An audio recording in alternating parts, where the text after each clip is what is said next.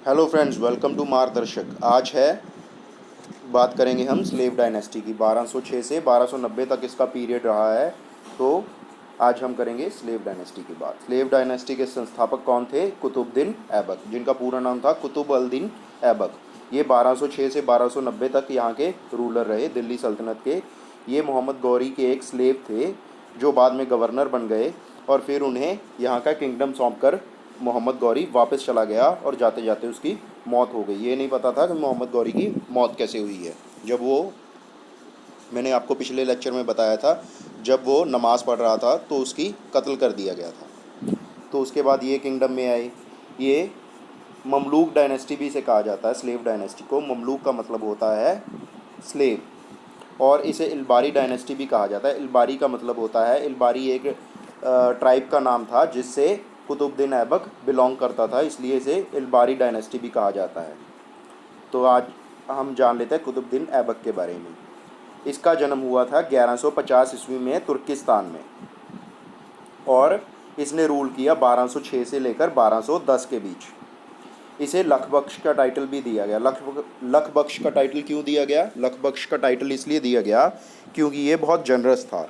ये बहुत ज़्यादा दान करता था, मस्जिद बनाने के लिए, गरीबों में, लड़कियों की शादी के लिए ये बहुत ज़्यादा दान करता था, तो इसे लखबख्श का टाइटल दिया गया। इसने कंस्ट्रक्शन स्टार्ट की कुतुब मीनार की, सूफ़ी संत कुतुबुद्दीन बख्तियार काकी के ऑनर में। एक सूफ़ी संत थे जिन्हें ये बहुत मानता था, उनके ऑनर में इसने कुतुब मीनार की कंस्ट्रक्शन की, उन्हीं के नाम पे। ये कभी भी, इसने कहा जाता है कि इसने कभी भी गद्दी पे नहीं बैठा, ये सुल्तान की गद्दी पे नहीं बैठा। क्यों नहीं बैठा? क्यों? इसके साथ के जो स्लेव थे, ये एक स्लेव था। आप जानते हैं सारे स्लेव डायनेस्टी के जितने भी शासक थे ये सब कभी ना कभी स्लेव थे, एज अ स्लेव खरीदे गए थे। तो इसके साथ के जो स्लेव थे, जो यल्डोच और नसीरुद्दीन ख्वाजा वगैरह थे, तो इसे शक था कि अगर मैं गद्दी पर बैठूंगा तो वो विद्रोह कर देंगे, इसलिए इसने कभी भी गद्दी स्वीकार नहीं की और कभी भी अपने आप को सुल्तान नहीं कहलवाया। तो इसने हमेशा अपने आप को एक गवर्नर के तौर पर ही काम किया। इसकी कैपिटल कहाँ थी? लाहौर में। इसने दो मस्जिदें भी बनाई, एक थी कुव्वतुल इस्लाम दिल्ली में और एक थी अढ़ाई दिन का झोंपड़ा अजमेर राजस्थान में। ये देख रहे हैं अढ़ाई दिन का झोंपड़ा, और ये कुव्वतुल इस्लाम। इसे ढाई दिन का झोंपड़ा क्यों कहा जाता है? क्योंकि कहा जाता है कि इसकी कंस्ट्रक्शन 2.5 दिन में पूरी हो गई थी, तो इसलिए इसे 2.5 दिन का झोंपड़ा भी कहा जाता है। ये अब इसके आसपास बहुत बड़ा बाज़ार बन गया है, बहुत बड़ा बाज़ार लगा हुआ होता है। तो यहाँ पर एक मस्जिद है जिसे 2.5 दिन का झोंपड़ा कहा जाता है। इसने जजिया टैक्स इम्पोज़ किया था। जजिया टैक्स क्या होता है? जो नॉन मुस्लिम्स होते हैं उन्हें राज्य में रहने के लिए एक टैक्स देना पड़ता है जिसे कहते हैं जजिया टैक्स। ये नॉन मुस्लिम्स पे लिया जाता है।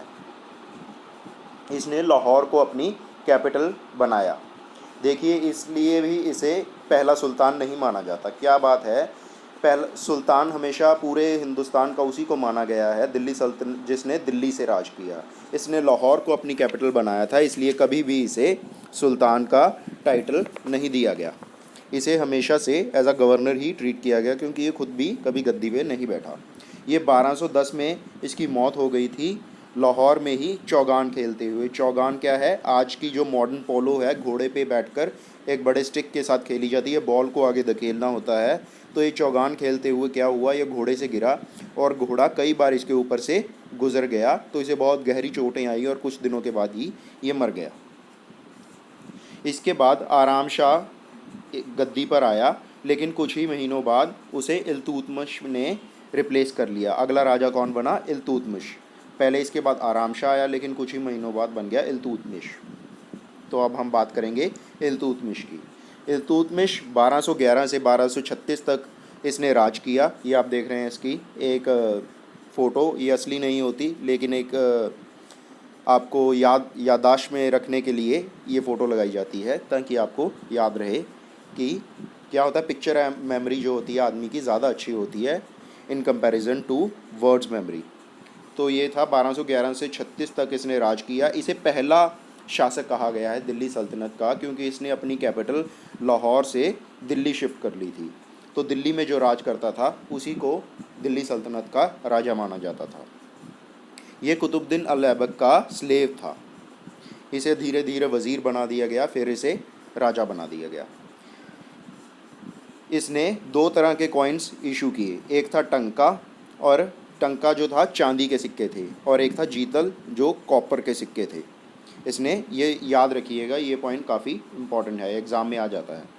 एक था, इसने क्या हुआ, एक बार मंगोल किंग चंगेज़ खान के ने इसके राज्य पर हमला कर देना था, क्योंकि एक विद्रोही था जो उससे बचता बचता इसके राज्य में मदद के लिए आया था, लेकिन इसने उसे मना कर दिया कि मैं आपको मदद नहीं कर सकता, क्योंकि ये जानता था कि मंगोल खान की सेना बहुत बड़ी है और वो इसे मार देगा। इसलिए मंगोल खान सतलुज नदी के किनारे से ही वापस चला गया और इसके राज्य पे हमला नहीं किया। ये इसकी सबसे बड़ी जीत मानी जाती है कि इसने अपने राज्य को सेव किया, इसलिए भी इसे पहला किंग कहा जाता है। इसने कुतुब मीनार की कंस्ट्रक्शन कंप्लीट करवाई। इसने तुर्गने चहलगानी बनाई। तुर्गने चहलगानी क्या थी? 40 स्लेव्स की एक नोबल, 40 स्लेव्स थे जो, वो उन्हें नोबल माना गया, यानी कि राज्य का जो वज़ीर जैसे होते हैं, कोर्टियस्ट होते हैं, उन्हें वो माना गया, और इनकी सारी राय को ये बहुत तवज्जो देता था। इनकी राय के बिना ये कोई भी काम नहीं करता था। ये 40 लोग थे, ये इसके कोर्टियस थे। इसने इसकी स्थापना की। कोई भी बड़ा काम करना होता था तो वो इनकी राय लेता था। इसने इक्ता सिस्टम स्टार्ट किया। अब इक्ता सिस्टम क्या है? इक्ता सिस्टम जैसे ज़मींदारी प्रथा, इसने सारे अपने राज्य को इक्तों में बांट दिया। इसके लिए इक्तादार बनाए जाते थे। इक्तादार, छोटे इक्तादार और बड़े इक्तादार। जैसे ज़मींदार होते हैं, आज के समय में हम ज़मींदार कहते थे, अंग्रेज़ों के समय में वैसे ही इक्तादार होते थे। ये क्या करते थे? जो सारे राज्यों को इक्ता में बांटकर ये उनसे रेवेन्यू इकट्ठा करते थे। जो इक्तादार होते थे रेवेन्यू इकट्ठा करते थे। जो बड़े इक्तादार होते थे उनको तो कुछ एडमिनिस्ट्रेटिव रिस्पॉन्सिबिलिटीज़ भी होती थी, लेकिन जो छोटे इक्तादार होते थे उन्हें ज़मींदार कह लीजिए, उन्हें कोई एडमिनिस्ट्रेटिव रिस्पॉन्सिबिलिटी नहीं होती थी। बस उन्हें घोड़े और कुछ हथियार रखने पड़ते थे और कुछ सोल्जर्स तैयार रखने पड़ते थे, ताकि आगे जब भी सेंट्रल एडमिनिस्ट्रेटिव उन्हें बुलाए, घोड़े जब भी किसी से जंग लगे तो वो वहाँ पर घोड़े और वो जो भी हथियार हैं लेकर पहुँच जाएं, ताकि लड़ाई में देश की मदद हो सके। तो ये था इक्ता सिस्टम जो इसने स्टार्ट किया था। उसके बाद क्या हुआ? इसके बाद इल्तुतमिश चाहता था कि वो अपनी बेटी रज़िया सुल्तान को वहाँ का शासक बनाए, लेकिन एक लड़की होने के नाते उसे कोई भी नहीं चाहता था, यहाँ की चहलगनी भी नहीं चाहती थी कि वो एक सुल्ताना बने। तो इसने अपने बेटे, ये चाहते हुए भी, इसके बावजूद इसने अपने बेटे रुकनुद्दीन को 1236 में यहाँ का शासक बना दिया। तो क्या हुआ? रुकनुद्दीन राज्य को संभालने में सफल नहीं हो पाया, और उसके बाद इसने अपनी बेटी को, चहलगनी में कुछ लोग इसके साथ थे रज़िया सुल्तान के साथ, तो उन्होंने मिलकर इसे बना दिया रूलर ऑफ दिल्ली सल्तनत। रज़िया सुल्तान एक कुशल शासक थी। ये देखिए, इल्तुतमिश खुद कहता था कि इसके कोई भी बेटा इस राज्य को संभालने लायक नहीं है, लेकिन उसे विश्वास था कि उसकी बेटी इस राज्य को संभाल सकती है, क्योंकि एक बार वो पहले भी युद्ध पे गया था और इसकी बेटी ने इस राज्य को बहुत अच्छे ढंग से चलाया था, यानी कि रज़िया सुल्तान ने। तो ये पहली और अकेली शासक थी जिसने दिल्ली सल्तनत पे राज्य किया, जो एक लड़की थी। जब ये अपने थ्रोन पे आई तो सभी जगह पे विद्रोह होने लगा, यहाँ तक कि सभी नोबल्स जो थे उनमें भी ज़्यादातर लोगों ने रिवोल्ट किया कि हम एक औरत के नीचे नहीं रह सकते, हम एक औरत अब राज्य का कार्यभार कैसे संभालेगी। तो इसने क्या किया? ये इसने अपना पहरावा भी बदल लिया। पहले क्या होता था, औरत अपने आप को ढक के रखती थी, लेकिन इसने एक हैट और एक ओवरकोट जैसी पोशाक को पहना और उसी को अपनी पोशाक बना लिया। इसने सिक्के भी जारी किए। इसका सबसे ज़्यादा विद्रोह हुआ ताबर हिंद में। इसने सिक्के जो जारी किए वो इस नाम से किए, जैसे इल्तुतमिश की बेटी रज़िया सुल्ताना, मतलब इस नाम से जारी किए, ताकि सबको पता लगे कि ये इल्तुतमिश का भी इनके ऊपर इम्प्रेशन रहे और इसका भी सुपीरियॉरिटी जो है वो लोगों के दिमाग में कायम हो और वो इसे अपनी सुल्ताना माने।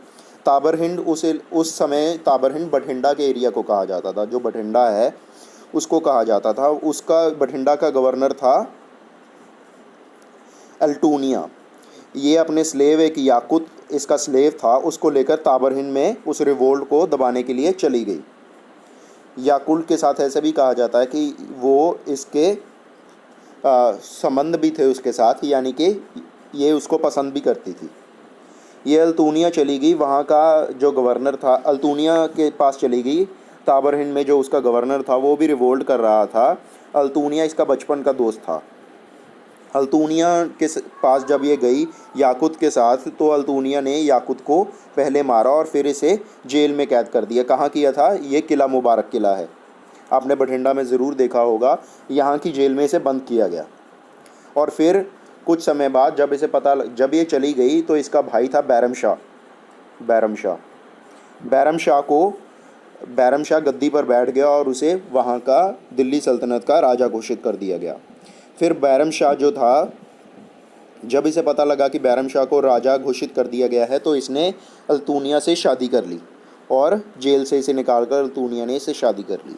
इसके बाद क्या हुआ, ये वापस जाने के लिए, दिल्ली सल्तनत को वापस हथियाने के लिए जा रहे थे। उस वक्त अल्तूनिया ने अपने साथ कुछ सेना तैयार की, जाट्स की और डिफरेंट ट्राइब्स की, और जाने लगा दिल्ली के लिए। रास्ते में जाते वक्त बैरम शाह के ही आदमियों ने और कुछ नोबल्स के आदमियों ने, जो चहलगनी थी उसके आदमियों ने मिलकर इनको कैथल में 15 अक्टूबर 1240 में मार दिया, दोनों को, अल्तूनिया को भी और रज़िया सुल्तान को भी। ये आप इनकी टॉम देख सकते हैं, ये रज़िया सुल्तान की टॉम है दिल्ली में इनकी टॉम है। और इनकी जो बैरम शाह था, इनका सौतेला भाई था। इन जहाँ पर इसकी टॉम बनी हुई है, मकबरा बना हुआ है, उसी के साथ इसकी एक बहन थी, उसका भी मकबरा बना हुआ है। ये इसका बहुत ज़्यादा रख रखाव नहीं किया गया है, क्योंकि इसके आसपास एनक्रोचमेंट का एरिया बहुत ज़्यादा है, लोगों ने नाजायज़ कब्ज़े किए हुए हैं, बहुत ज़्यादा बिल्डिंग बनी हुई है और एक छोटा सा रास्ता ही यहाँ तक जाता है। तो अभी ये बहुत बुरी हालत में इसका मकबरा। इसके बाद आया जो एक इम्पॉर्टेंट रूलर था, गियासुद्दीन बलबन। इसने 1266 से 1287 तक राज्य किया। इसके बीच में और भी कई रूलर आए, लेकिन वो इतने इम्पोर्टेंट नहीं है। जैसे बैरम शाह आया, मसूद शाह आया, नसीरुद्दीन आया। नसीरुद्दीन के बाद गियासुद्दीन बलबन आया। ये 1216 में जन्मा था। ये तुर्गने चहलगनी में एक वज़ीर था, एक नोबल था। तो इसके बाद ये जैसे ही आया, इसने सोचा कि अगर मैं आ सकता हूँ तो तुर्गनी चहलगनी से कोई और भी आ सकता है, और इसने तुर्गनी चहलगनी को ही तोड़ दिया। इसने डीकमीशन कर दिया तुर्गने चहलगनी को, कि आज के बाद कोई भी नोबल नहीं होगा, और जो विद्रोही थे उन्हें मार दिया। इसने 2 तरह का सिस्टम इंट्रोड्यूस किया, सजदा और पैबस। इसका मतलब है जब भी कोई राजा से मिलेगा, पहले वो उसको झुक कर सजदा करेगा, और फिर अगर कोई बात कहनी है तो इसके पैरों को चूमेगा।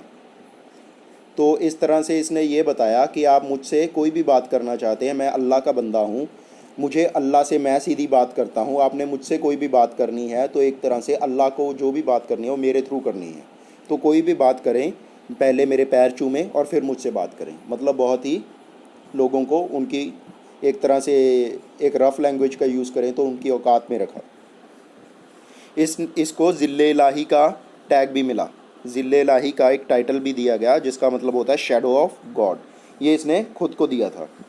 इसने दीवान वज़ारत और दीवान अर्ज़ को अलग अलग किया। दीवान वज़ारत क्या है? रेवेन्यू।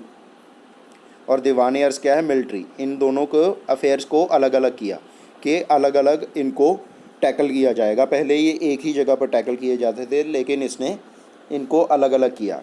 इसने काफ़ी पॉजिटिव चेंजेस किए थे। इसने ब्लड एंड आयरन पॉलिसी की, कि राजा को कोई भी सवाल नहीं कर सकता। ब्लड एंड आयरन पॉलिसी होती है कि राजा को कोई भी सवाल नहीं कर सकता, उसने जो भी कहा है वो अल्लाह का हुक्म है, अगर आप ऐसा करेंगे तो आपको मार दिया जाएगा। Introduce spy system. इसने बहुत ज़्यादा जो जासूसों को चारों तरफ छोड़ दिया, ताकि कोई भी कॉन्स्पिरेसी हो तो इसको पता लग सके। कोई भी कॉन्स्पिरेसी करता था, ये उठाकर उसको मार देता था। इसने बहुत ज़्यादा किले बनाए अपने, जो भी इसका राज्य था उसकी जो बाउंड्री थी उसके आसपास बहुत ज़्यादा किले बनाए, ताकि अगर कोई भी इसके खिलाफ़ विद्रोह करे, कोई बाहरली ताकत आकर इसके राज्य पर हमला करे, तो इसे पहले ही पता चल जाए और अपने देश की रक्षा कर सके, किलों से हमला कर सके उनके ऊपर।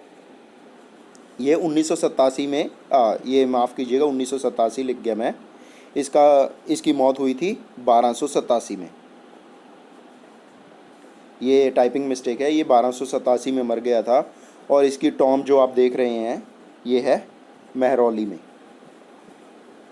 महरौली में दिल्ली में। ये देख सकते हैं आप फ़ोटो में, ये इसकी टॉम है, यानी कि मकबरा है। इसके बाद कौन आया? इसके बाद आया कैकाबाद। ये कौन था? बुगरा खान का बेटा, बुगरा खान जो गयासुद्दीन बलबन का बेटा था। इसका एक बेटा तो जब बंगाल का इसने अपने आप में एनेक्सेशन किया तब मर गया था मंगोल्स के साथ लड़ते हुए। वो एक कुशल शासक था, लेकिन बुगरा खान जो था बंगाल का राजा बना दिया था, इसे गवर्नर बना दिया था। वो इंडिपेंडेंट रूलर बनकर ही रहना चाहता था। वो डरता था कि मैं राह का राजा नहीं बनूंगा दिल्ली सल्तनत का, और क्योंकि अगर वो बना तो उसे मार दिया जाएगा। तो बुगरा खान जो था उसका बेटा था कैकाबाद, इसको वहाँ का राजा बना दिया गया। ये बहुत ही निकम्मा शासक था। ये सिर्फ 3 साल के लिए ही शासक रहा।